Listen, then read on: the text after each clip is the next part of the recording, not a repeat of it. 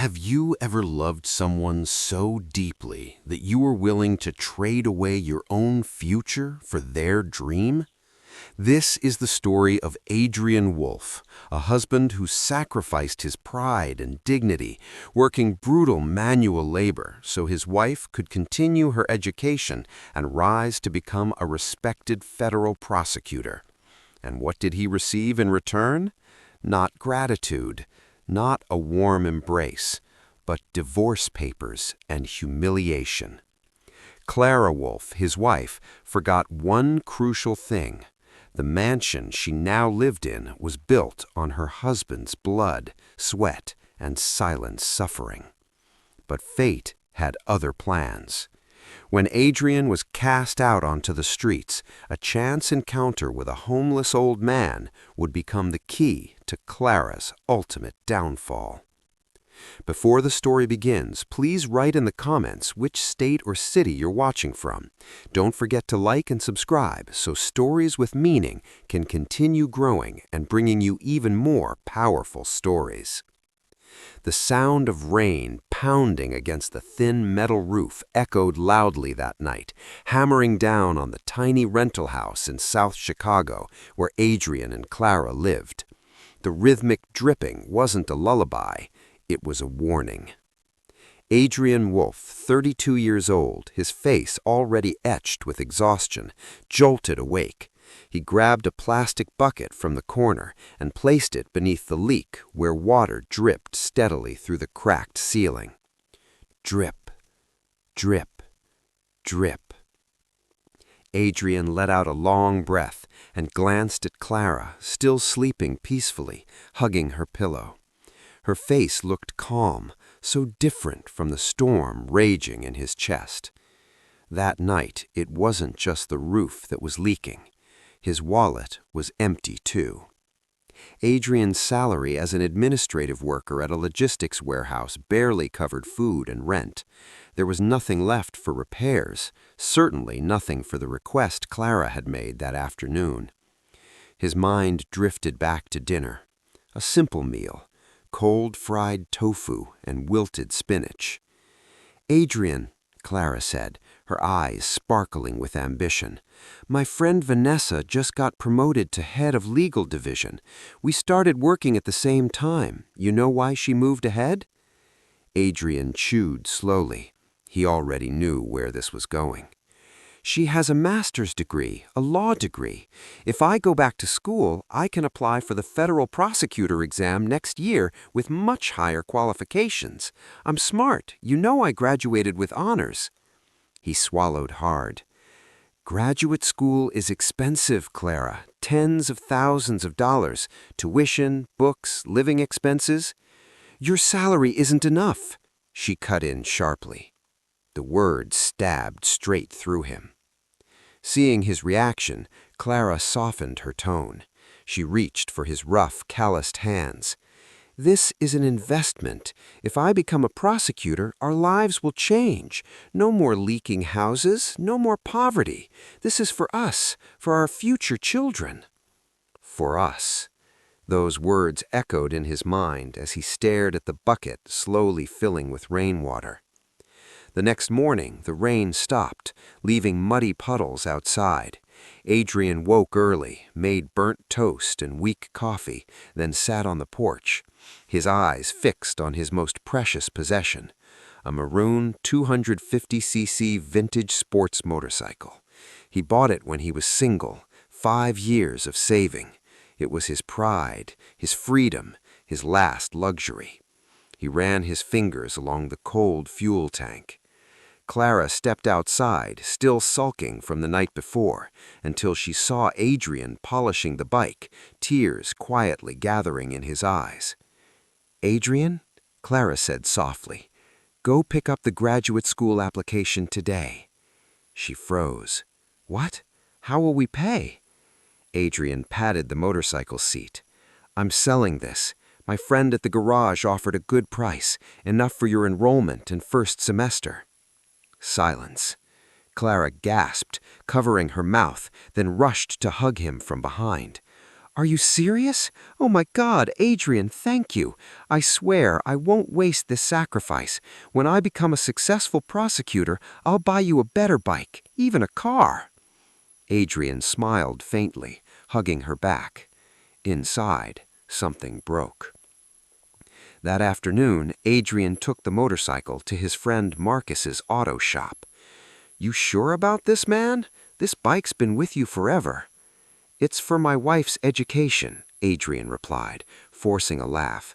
"She's aiming to be a federal prosecutor." "Man, that's real love. Just be careful. Sometimes smart people forget where they came from."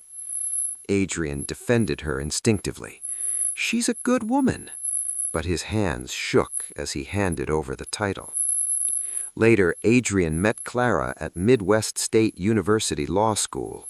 She stood in the lobby, gazing at the graduate building with shining eyes. Adrian placed the envelope of cash in her hands. "Your future is in there." She opened it, eyes wet with tears, and kissed his hand in public. "You're my hero." That day ended with Clara filling out forms, while Adrian sat in the corner, rubbing his aching legs after walking miles from the garage. He didn't notice something important. When Clara filled out the form under spouse's occupation, she hesitated. She glanced at Adrian's worn clothes. Then she wrote, self-employed, not warehouse staff.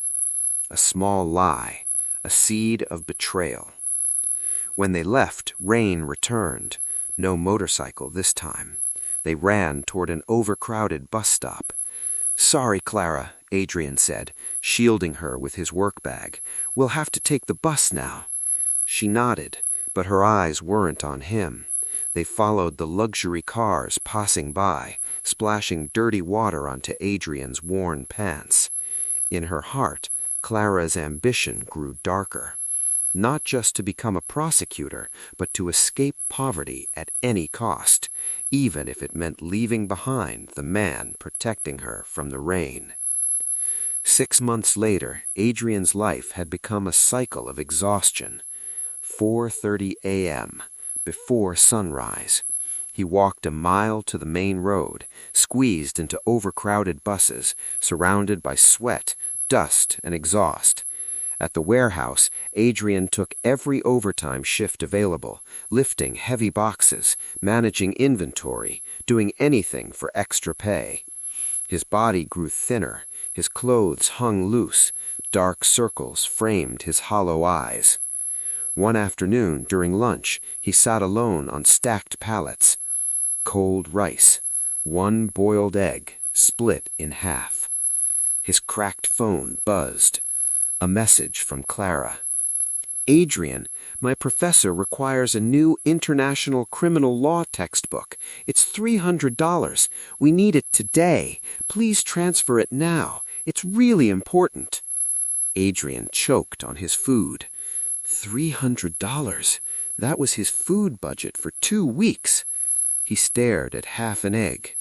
With trembling hands, he replied, "Okay, I'll send it. Study hard."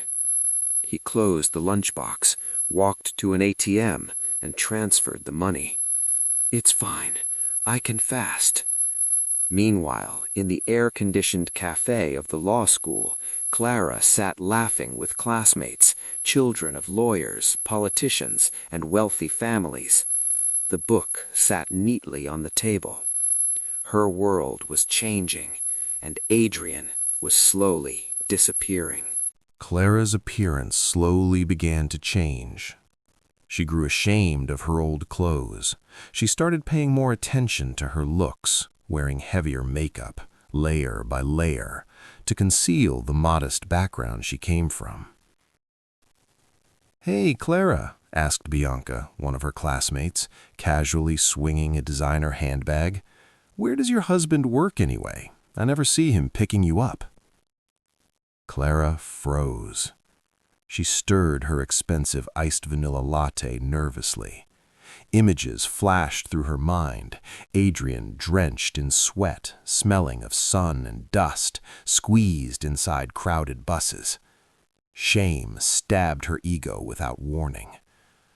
"Oh, my husband?" she replied after a pause. "He runs his own business, super busy, always traveling out of town for projects." A lie, wrapped in a forced smile. "Wow, impressive," another friend chimed in. "No wonder you can take your master's program so comfortably. Fully funded, huh?" Clara smiled thinly. She enjoyed the fake admiration, the illusion that she belonged to this upper-class world. She forgot that the iced latte in her hand was paid for by Adrian, who was starving in a scorching warehouse at that very moment. That night, Adrian came home at 10 p.m. His body felt crushed to the bone. He hoped for a smile, or at least a warm cup of tea. Instead, the moment he opened the door, he found Clara on the verge of a breakdown. Books were scattered across the living room table, her laptop glowing, her hair a mess. "Peace be upon you, Clara," Adrian greeted softly. "Don't make noise," Clara snapped without looking up. "I'm stressed. My thesis got completely revised by my advisor. Deadline's tomorrow morning." Adrian fell silent. He placed his bag down carefully, afraid of making any sound. He went to the kitchen, brewed himself some tea, then made a glass of chocolate milk for Clara. "Drink this first," he said gently. "It'll help you calm."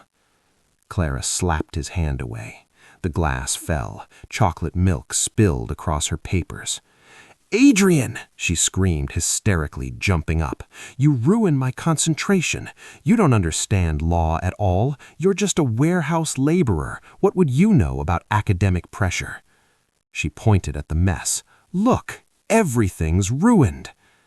The words warehouse laborer struck Adrian like a slap across the face.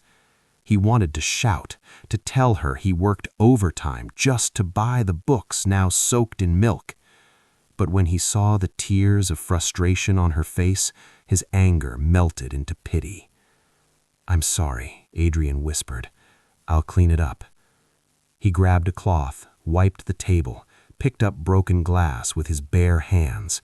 Shards cut into his fingers, blood seeped out. Clara sobbed, then sat back down in front of her laptop. 15 minutes later, exhaustion won. She fell asleep with her head on the desk. After finishing the cleanup, Adrian approached quietly. He looked at the laptop screen. The thesis was only half done. Her handwritten notes lay scattered, ideas not yet typed. Adrian knew how important this was to her. Despite his crushing exhaustion, despite the pain in his chest, he pulled out a chair. "I may not understand law, Clara," he whispered to her sleeping form, "but I know how to type and organize documents." That night, accompanied by the ticking wall clock and the chirping of crickets, Adrian became a ghost in his own home. His rough fingers, used to lifting boxes, moved stiffly across the keyboard. He typed her notes word for word, fixed spacing, adjusted margins, organized layouts. His eyes kept closing from sleep. He slapped his own cheek to stay awake. At 3 a.m., the work was finished. He saved the file, shut the laptop, gently carried Clara to the bedroom, and covered her with a blanket. Adrian didn't sleep. He showered, prayed briefly for strength, then left to chase the early morning bus to work.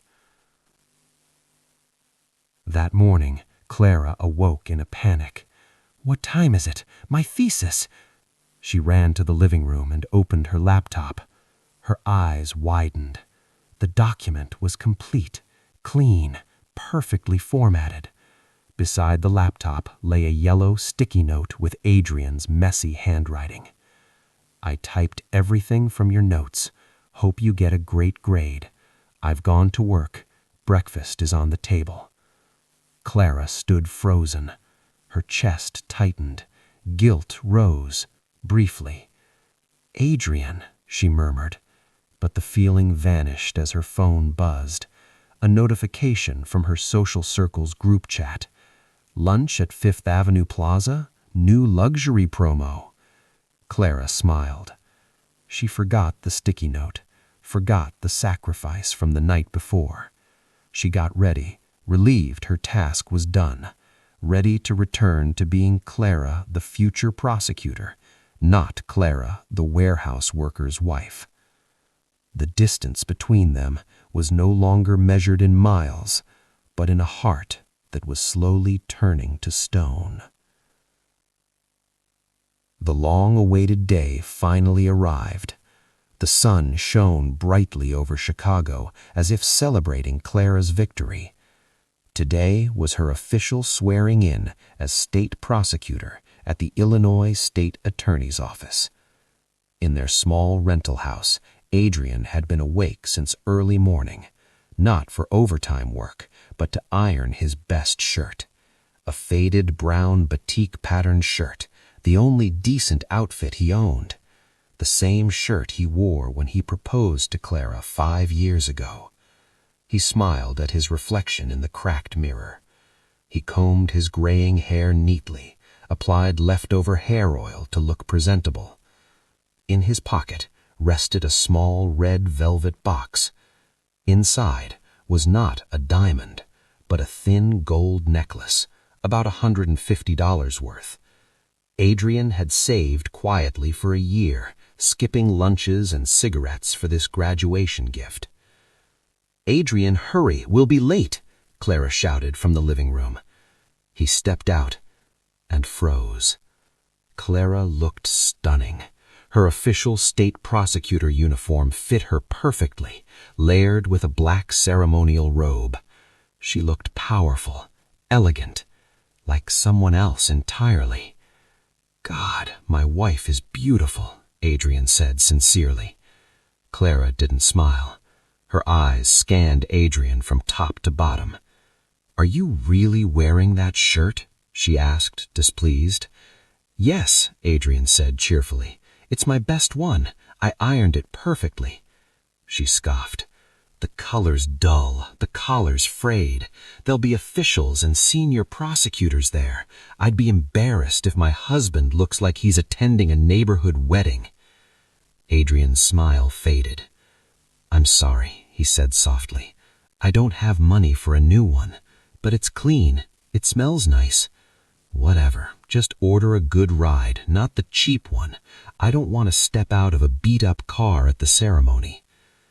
The ride was silent. Adrian sat in the front seat beside the driver.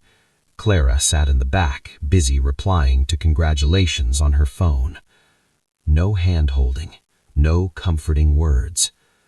At the grand venue, luxury cars lined the entrance. Clara stepped out confidently. Adrian followed behind, carrying her spare shoes and water bottle like an assistant. Inside the ballroom, Adrian felt small. Everyone smelled expensive. Suits gleamed. Conversations flowed in polished language. He stood quietly near the buffet, out of the way. When Clara Wolfe, J.D., M.A. was called, Adrian clapped the loudest. Tears filled his eyes. "Mom, Dad, look at her. I kept my promise." After the ceremony, Clara was surrounded by colleagues and senior officials, laughing, photos, business cards exchanged. Adrian hesitated, then stepped forward. He wanted to give her the necklace, to say, "Congratulations." "Clara," he said softly, touching her arm. Her smile vanished instantly when she saw him, sweaty, faded shirt, standing among elites. An older official smiled politely. "And who is this, Clara? Your husband?" Adrian's heart pounded. Then, "Oh, no, sir," Clara laughed lightly. "This is Adrian, a distant relative from my hometown. He's in town, so I asked him to carry my things today. I don't have a personal assistant yet." Adrian froze. Distant relative. The official nodded. "Well, very helpful." "Adrian, hold my bag and wait over there. Don't crowd the area," Clara ordered, already turning away. Adrian stood still, trembling. The velvet box in his pocket burned. Adrian Wolfe opened the small velvet box alone. He stared at the delicate gold necklace inside. "Congratulations, Mrs. Prosecutor," Adrian whispered to the necklace. A tear fell, soaking into his faded shirt, the shirt Clara had been ashamed of. The celebration continued. Clara laughed freely in her new world, unaware that a heart was bleeding quietly in the corner of the room. When the event finally ended, she approached Adrian, who had waited obediently the entire time. "Adrian, just take the bus home, okay?" Clara said quickly, avoiding eye contact. "I'm going to an after-party with my colleagues. A friend will drop me off later." "But, Clara, I already prepared dinner at home." "Oh, please, Adrian, don't be embarrassing." She cut him off. "This is an important moment for networking. Just go home." She shoved several heavy gift bags into his hands and hurried toward a luxury sedan driven by a well-dressed male colleague. Adrian was left standing alone in the grand lobby, shopping bags in his left hand, the unopened necklace box burning in his right pocket. He walked slowly toward the city bus stop. The Chicago sky, once bright, now darkened with heavy clouds, as if mourning him. Inside the crowded bus, Adrian leaned his head against the window. His reflection stared back at him. Old, tired, poor. Maybe she's right, he thought bitterly. Maybe I really am only fit to carry her bags. What Adrian didn't know then was that this was only the beginning. Clara's shame would soon turn into disgust, and the title distant relative would soon become a stranger. Years passed after Clara's appointment as a prosecutor. Her career skyrocketed like a missile. Her boldness, intelligence, and undeniable ambition made her a rising star. She appeared frequently in local news, handling high-profile cases. Her name began to carry weight within the Illinois State Prosecutor's Office. The leaky rental house was long gone.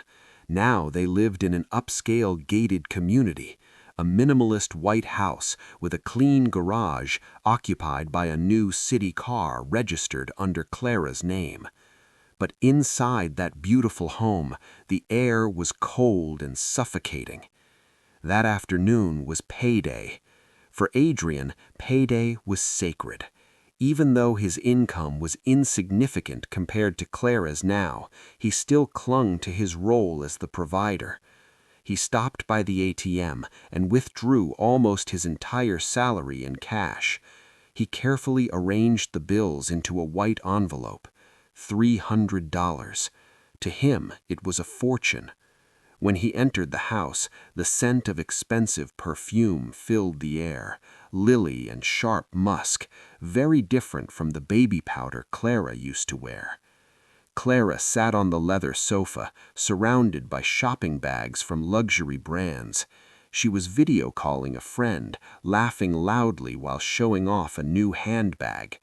"Of course it's real leather," she said smugly. "I got it on sale, only $1,000. Such a steal." Adrian froze at the doorway. That price was more than 3 times his monthly salary. 5 minutes later, Clara ended the call and glanced at him. Her smile vanished. "Go shower, you smell," she said flatly. "That sofa is expensive. Don't sit on it in dirty clothes." Adrian swallowed hard. He didn't shower. Instead, he walked over and sat on the carpet, afraid to touch the sofa. He placed the white envelope on the glass table beside the designer bag. "Clara," he said gently, "this is my salary for this month, for groceries and electricity." She glanced at the envelope without touching it. Then she scoffed. "How much?" $300. Adrian replied softly. "I got a bit of overtime bonus." Suddenly, Clara laughed, a sharp, cruel laugh. She picked up the envelope with 2 fingers as if it were trash, then tossed it back at him. "Adrian, are you serious?" she said mockingly. "That doesn't even cover my skin care for a month. It barely fills my gas tank." Adrian's face burned. "That's honest money, Clara," he said, voice shaking. "It's from lifting boxes every day. That money fed you once, paid for your books." Clara stood up, furious. "That was the past. This is now. I am a prosecutor. My circle is different. My needs are different." She pointed at his chest, her manicured finger trembling. "If you can't provide at my level, at least don't hold me back." "Hold you back?" Adrian raised his voice for the first time. "I never asked for your money. I just wanted respect as your husband." "Respect follows achievement. And what achievement do you have? A warehouse worker stuck for 10 years?" She sneered. "You're nothing but a stain on my rising career." The word pierced Adrian's heart. A stain? "So because I'm poor, I'm worthless now?" he whispered. Clara turned away. "Be realistic. Love doesn't put food on the table. If you can't upgrade yourself, don't blame me for choosing a better environment." She grabbed her car keys and designer bag. "I'm having dinner with a client. Don't wait up. And keep that spare change. Buy cigarettes or whatever. I don't need it." She slammed the door. The engine roared away. Adrian stood frozen in the luxurious living room. Slowly, he crouched down and picked up the white envelope. He hugged it to his chest. Money earned from sweat and pain. Money once meant as a blessing. Now, trash in his wife's eyes. That night, Adrian didn't eat. He sat in the dark, staring at their wedding photo, the only old thing left in the house. In it, Clara smiled sincerely, holding his arm. "You've gone so far away," he whispered to the darkness, "and I don't think I'll ever catch up." Unbeknownst to him, Clara was dining at a 5-star restaurant, not with a client, but with a male colleague, laughing about how boring life was with a backward husband. The scent in the air was not success. It was the stench of a marriage already dead, waiting only to be buried. The word sounded utterly vile. Marriage had been reduced to a business transaction. "But this house," Adrian pointed around the room, "the down payment came from my savings, my late father's inheritance. You said this was our house." Clara crossed her arms, her eyes sharp. "Whose name is on the property deed?" she challenged. Adrian froze. "Mine," Clara continued coldly. "Legally, this is my asset. That money you put in, consider it rent for the year you lived here." Adrian fell silent. He had lost. He knew nothing about the law. Meanwhile, his wife was a legal professional, sharp, ruthless, and now devoid of conscience. He realized then that he would never win an argument against a state prosecutor who no longer had a heart. "So, what should I do?" Adrian asked quietly, his voice nearly gone. "Pack your things tonight. Get out," Clara ordered flatly, glancing at her luxury watch. "I'll give you 1 hour. My friends are coming over later, a small party. I don't want you here. You ruin the atmosphere." "It's raining tonight, Clara," Adrian said weakly.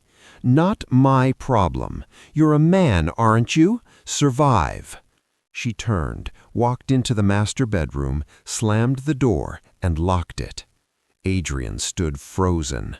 Tears dripped onto the marble floor he had just mopped. Slowly, he walked into the guest room, the room he'd slept in for months since Clara refused to share a bed with him. He pulled out his old suitcase, the zipper jammed and rusted. Inside, he packed his worn work clothes, a prayer cap, a sarong, and their wedding photo. That was all he owned. 50 minutes later, Adrian stepped out. The house felt alien.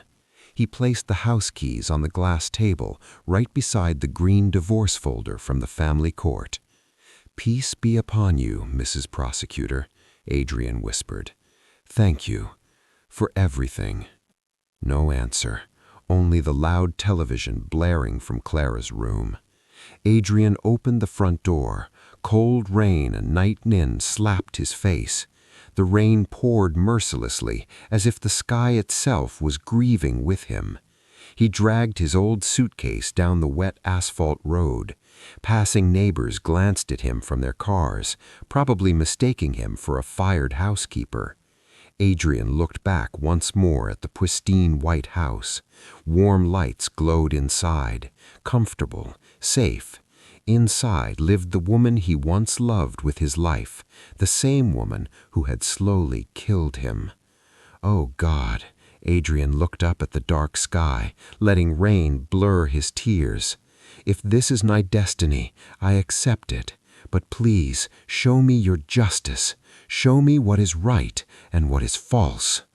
Thunder cracked violently, as if answering his prayer. 2 weeks after being expelled from his own palace, Adrian's life collapsed into survival mode.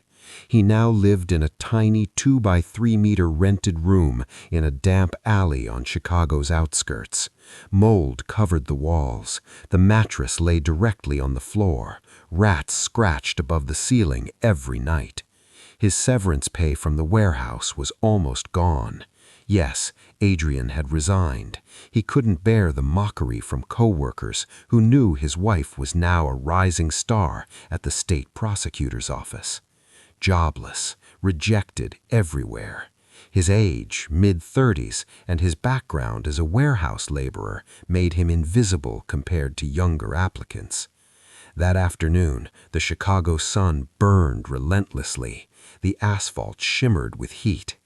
Adrian walked along the sidewalk in a business district, having just been rejected for a janitor position in a high-rise. His stomach growled loudly. He reached into his pocket, one crumpled $5 bill and a few coins, enough to survive 3 days if he ate once a day. Then he stopped. Ahead, a crowd had gathered near a modern subway entrance. Well-dressed office workers stood in a circle, yet none approached the center. "It stinks. Is he dead?" a woman in a blazer scoffed. "Don't touch him. Probably a scam," a man in a tie warned. "Just film it. Let social services handle it." Adrian pushed through the crowd. His eyes widened. An elderly man, thin, frail, dressed in ragged clothes, lay unconscious on the scorching pavement. Beside him was a sack filled with empty bottles, a homeless recycler. Something twisted in Adrian's chest. The man's face reminded him of his late father. "Move! Give him space!" Adrian shouted. He knelt, ignoring the stench, checking his breathing. Weak. His body burned with fever. Sir, wake up." No response. "Help me lift him. We need to take him to a clinic," Adrian begged the crowd. Silence. The man in the tie stepped back. "No way. This suit is expensive." Adrian's blood boiled. These people, he thought bitterly, educated, wealthy, successful, just like Clara, but hollow inside. Without another word, Adrian hoisted the old man onto his back. His legs trembled. "Hold on, sir," Adrian whispered, forcing himself forward. People stared, disgusted. A scruffy man carrying a smelly homeless person, an eyesore in a modern city. At a small 24-hour private clinic, Adrian burst in. "Nurse, please, he collapsed." The nurse hesitated, eyeing their appearance. "This is a private clinic, sir. Do you have administrative fees? Otherwise, his life is more important than paperwork," Adrian snapped. He pulled out his last $5 and slammed it on the counter. "This is all I have. If it's not enough, keep my ID. I'll pay later. Please, save him." The nurse hesitated, then called the doctor. The man was treated immediately. IV fluids, oxygen, severe dehydration, acute exhaustion, low blood sugar. Adrian sat in the cold waiting room. His stomach growled again. God, I'll fast today. It's okay. At least he'll live. An hour later, the doctor came out. He's stable. I'm not family, Adrian said honestly. I just found him. The doctor smiled. People like you are rare these days. Inside the room, the old man sat upright, eyes sharp despite his wrinkles. You brought me here, the man said softly. Yes, sir. My name is Richard Harper. Adrian nodded politely. Others treated me like entertainment, Richard said softly. You were the only one willing to dirty your hands. Just doing what a human should, Adrian replied. Richard studied him. What's your name? Adrian Wolfe. What do you do? Adrian lowered his gaze. I'm unemployed and recently divorced. Richard's eyes narrowed. Divorced? Why would a good man like you be abandoned? Adrian sighed. My wife is a successful prosecutor. We're no longer in the same class. At the word prosecutor, Richard's expression changed. A spark flashed in his eyes. A prosecutor, he murmured. A slow, mysterious smile formed, the smile of a predator who had just found the weapon he needed. This world is very small, Adrian, Richard whispered. Adrian blinked, confused. Richard squeezed his hand firmly, surprisingly strong. Bring me my old phone, he said calmly. As Adrian handed him the battered phone, Richard spoke softly.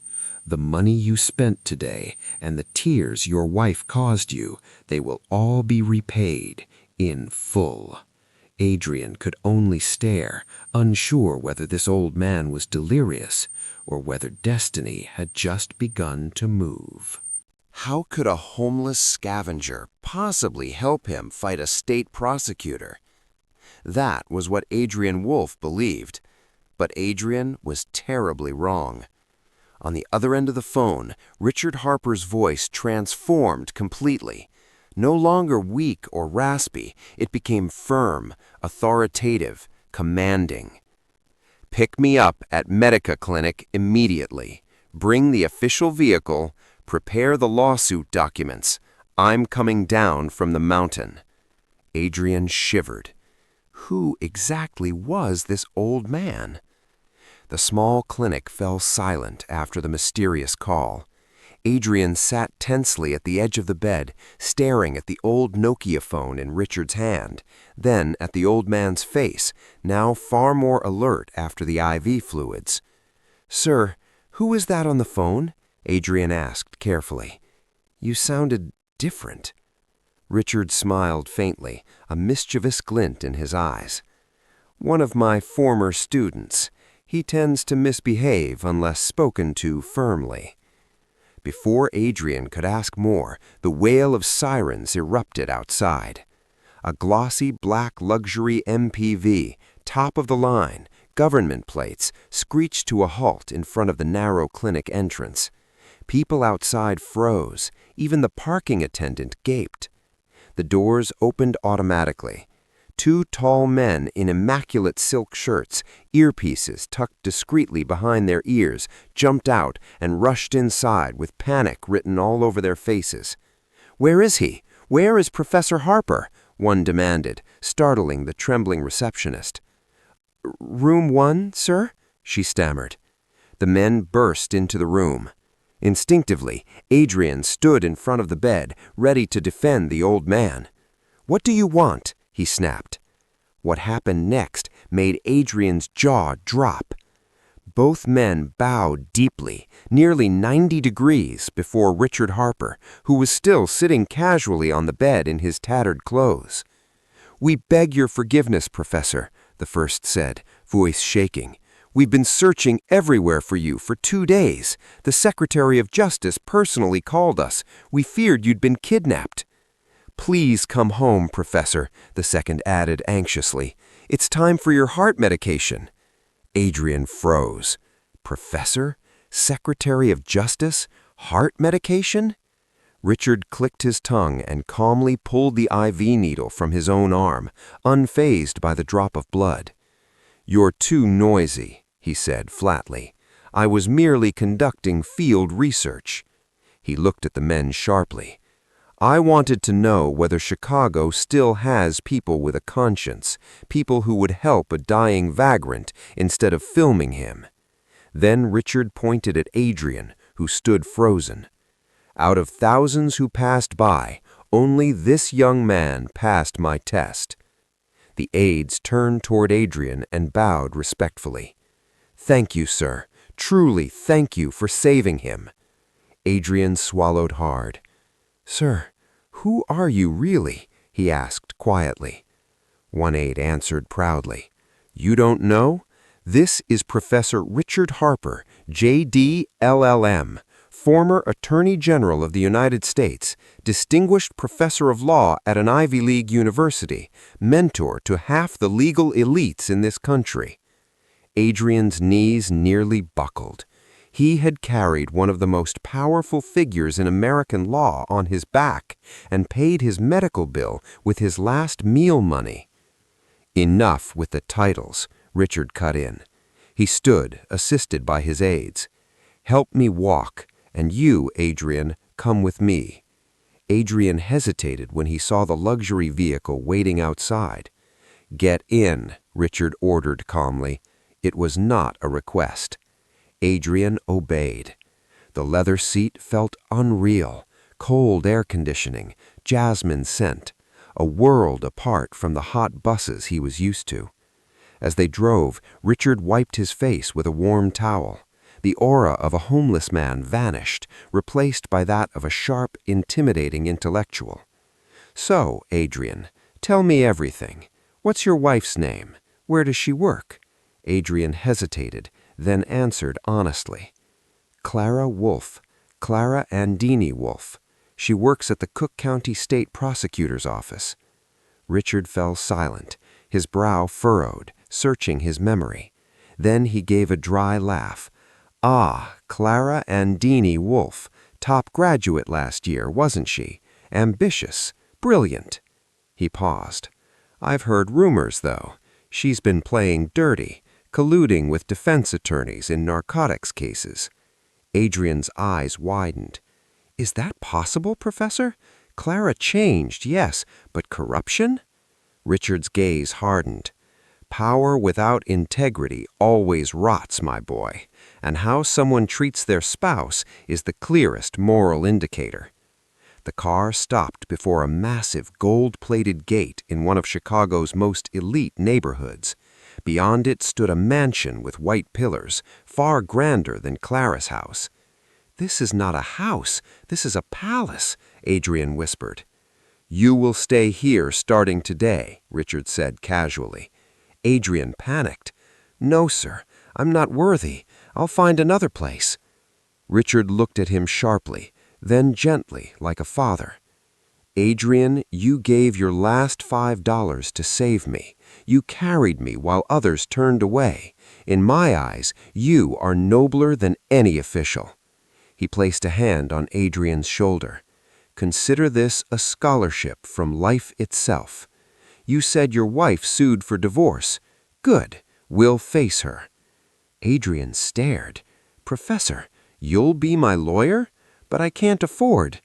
"Already paid," Richard interrupted with a smile, "with your sincerity on that sidewalk. Now, go shower. I'll have my assistant buy you a proper suit. Your first hearing is next week, correct?" Richard's smile turned sharp. "We're going to give her a surprise." Adrian couldn't stop his tears.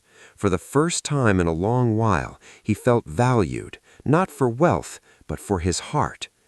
That night, lying in the luxurious guest room, Adrian stared at the ceiling.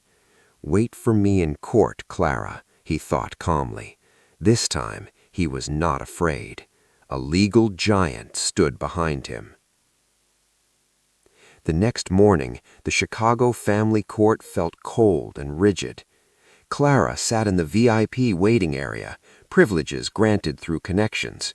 She looked flawless in a white designer blazer, oversized sunglasses, and a luxury handbag on her lap. Beside her sat her attorney, Mr. Brandon Hale, a high-profile lawyer known for representing celebrities. "Relax, Mrs. Wolfe," Brandon said confidently. "This case is a piece of cake. Your husband is unemployed, assetless, and unrepresented. We'll sue for economic neglect. 2 hearings max, and the divorce decree is yours." Clara smirked. "Good. I don't want to waste time on that parasite." Courtroom 3 opened. Case number 123 FC, Clara Wolfe versus Adrian Wolfe. Clara entered gracefully and took her seat as petitioner. Her eyes scanned the room and found Adrian. There he was, but different. No worn t-shirt, no faded shirt. Adrian wore a perfectly tailored black suit, hair neatly trimmed, face clean and composed. For a second, Clara froze. "That's Adrian? My warehouse worker husband?" Her ego quickly dismissed the flicker of surprise. "Probably a rented suit," she scoffed internally. Adrian sat alone. The lawyer's chair beside him was empty. Clara smirked. The judges entered. Chief Judge Harold Mason struck the gavel. "Mr. Adrian Wolfe," he asked, "are you represented by counsel?" Adrian stood calmly. "Yes, Your Honor. My counsel is present, just stepping out briefly. May we wait 1 minute?" Clara scoffed loudly. "Your Honor," she interrupted impatiently, "he's unemployed. He can't afford a lawyer. This is a delay tactic." Brandon nodded. "This is a waste of court time." Judge Mason hesitated. Before he could respond, the courtroom door opened. Slow, steady footsteps echoed. Tap, tap, tap. A wooden cane struck the marble floor. An elderly man with white hair, dressed in a dark gray classic suit, entered calmly. A senior attorney badge hung around his neck. Though aided by a cane, the authority radiating from him made the air feel heavy. Richard Harper had arrived. Clara turned lazily, then her blood ran cold. That face! The face displayed in massive portraits in the Department of Justice, the legal legend whose books were mandatory reading during her law school years. Professor Harper! Her hands trembled violently. At the judge's bench, the reaction was even stronger. Judge Mason sprang to his feet, pale. The other judges followed instantly, like students before their professor. "Good morning, Your Honors," Richard greeted calmly. "My apologies for being late. Age slows the legs." "Professor Harper?" Judge Mason stammered. "You?" Yes, Adrian Wolfe is my client. Richard Harper spoke casually, even addressing the presiding judge by a familiar tone. "Any problems, son? Hariono?" Richard asked lightly, calling the chief judge son, because Hariono had indeed been his student 20 years earlier. No, Professor, no problem at all," Judge Hariono replied quickly. "Please have a seat, Professor. It is a great honor for us." The judge bowed respectfully. Cold sweat trickled down his temples. The entire atmosphere of the courtroom shifted instantly. Mr. Brian Moore, Clara Wolfe's attorney, who moments earlier had been smug and arrogant, now shrank into himself. Panic flooded his face as he leaned close to Clara and whispered urgently, "Ma'am, why didn't you tell me the opposing counsel was Professor Richard Harper? He was my dissertation advisor. If I had known, I would never have dared to take this case." Clara couldn't answer. Her tongue felt frozen.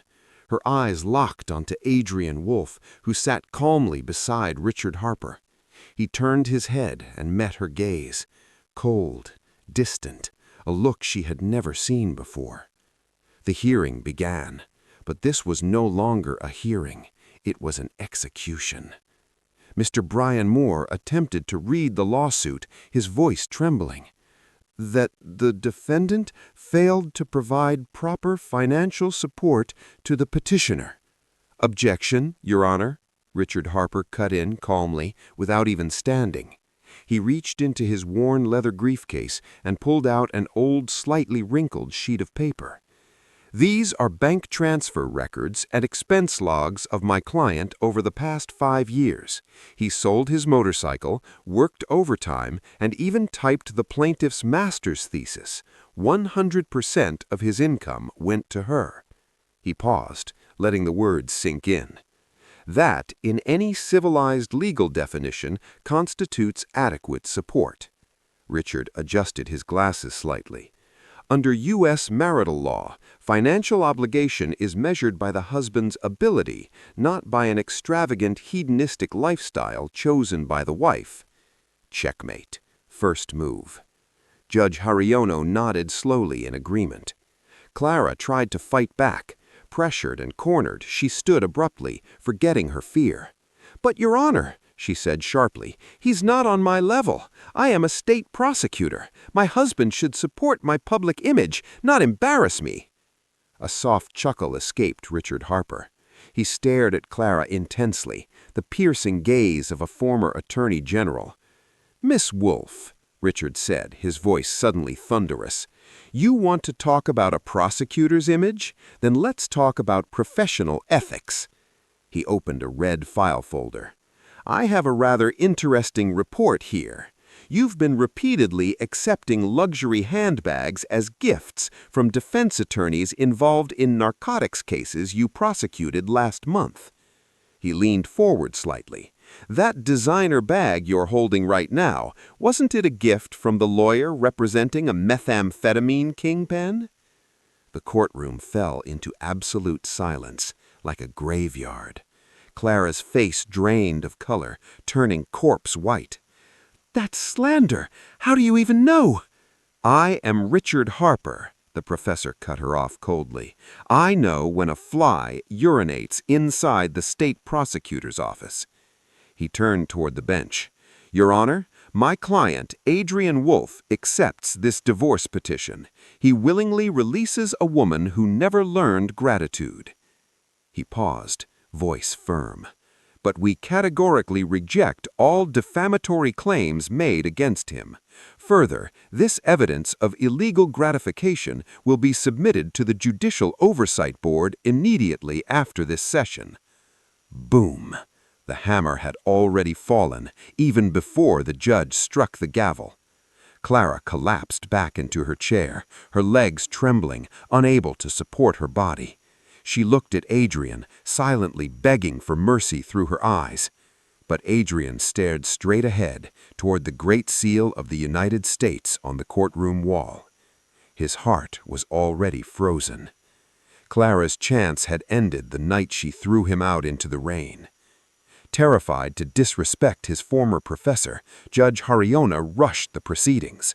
"Very well, the court grants the divorce on grounds of irreconcilable differences, not due to fault of the defendant. Division of marital assets will be addressed in a subsequent hearing." Bang, bang, bang. 3 strikes of the gavel. Court adjourned. Clara was shattered, not only by her new status as a divorcee, but also by the looming collapse of her career. As Richard Harper and Adrian Wolfe walked side by side out of the courtroom, Clara chased after them. Her tears began to flow, artificial, desperate. Adrian, please wait." She grabbed his sleeve. "Please don't report me to the Oversight Board. Please, my career is just starting." Adrian stopped. Slowly, he removed her hand from his expensive suit. "Your career was built on your husband's tears," he said calmly. "Now enjoy the harvest of what you planted." He turned and walked away, leaving Clara screaming hysterically in the courthouse hallway, watched by dozens of onlookers. 1 week later, Clara's life turned into a never-ending nightmare. That morning, she arrived at the state prosecutor's office with a sense of dread. She forced herself to walk proudly, wearing her crisp official uniform, hoping Professor Harper's threat had been a bluff. It wasn't. The security guard who usually greeted her now looked away. Colleagues who once invited her for coffee suddenly dispersed when she passed. Whispers followed her footsteps. That's her, the one who took luxury bags from drug cartel lawyers. No shame at all. Her ears burned, her heart pounded. She rushed into her office, but before she could sit down, an administrative staffer entered coldly. "Miss Clara Wolfe, the chief prosecutor summons you. Immediately. Ethics hearing room." Her knees weakened. Those 2 words, ethics hearing, were every law enforcer's worst nightmare. Inside the room sat not only her superior, but also 3 officials from the Inspector General's office, flown directly from Washington, D.C. Their expressions were hard and merciless. On the table lay evidence that nearly made Clara faint. CCTV photos of her receiving luxury handbags at a cafe, recorded phone calls, and suspicious bank transfer statements. Professor Harper hadn't been bluffing. He was cleaning house. "Miss Clara Andini Wolfe," the lead inspector said firmly, "based on valid evidence, you are guilty of severe misconduct, accepting illegal gratuities, abuse of authority, and tarnishing the reputation of the state prosecutor's office." "But, sir, I can explain," Clara sobbed. "There is nothing to explain," he cut her off. "The dishonorable termination order has already been signed this morning. Remove your badge and uniform. Effective immediately. You are no longer a prosecutor." Her world went dark. Dishonorably discharged. Her career was over. With trembling hands and broken sobs, Clara removed her badge and placed her brown uniform on the table. She walked out wearing only a plain white undershirt under the judgmental stares of the entire office. She ran out of the building, covering her face in burning shame. The fall continues. Her phone rang non-stop, not sympathy, but bills. "Miss Clara, this is your auto leasing company. Your payments are 2 months overdue. We've been informed you are no longer employed. Please settle today or the vehicle will be repossessed tomorrow. Miss Clara, your mortgage payment has failed. Your account balance is 0. She screamed and slammed the phone onto the car seat. She had forgotten. Her luxurious lifestyle had always been funded by dirty money. Her base salary as a young prosecutor could never cover a luxury home and car. That night, her socialite friends removed her from their private WhatsApp group. "Sorry, Clara, this group is only for people of the same caliber. We don't want our image damaged by associating with a disgraced former prosecutor." Blocked. Clara sat alone in her dark mansion, soon to be seized. She remembered Adrian, the warm coffee he used to make, the shoulder massages after long days. "Adrian," she cried. Meanwhile, Adrian's fate shines. Inside Professor Harper's private office, surrounded by ancient law books, Adrian sat confidently across from the old man. "Your divorce is final," Richard said, handing him a folder. "You're officially single." "Thank you, Professor," Adrian replied sincerely. "I feel relieved." "And one more thing," Richard smiled. "I'm old. My law firm needs someone trustworthy to handle operations and HR. I don't need another legal genius. I have thousands of brilliant students." He looked at Adrian in the eyes. "I need integrity. I want you as my operations manager." "But, Professor, I only graduated high school," Adrian replied.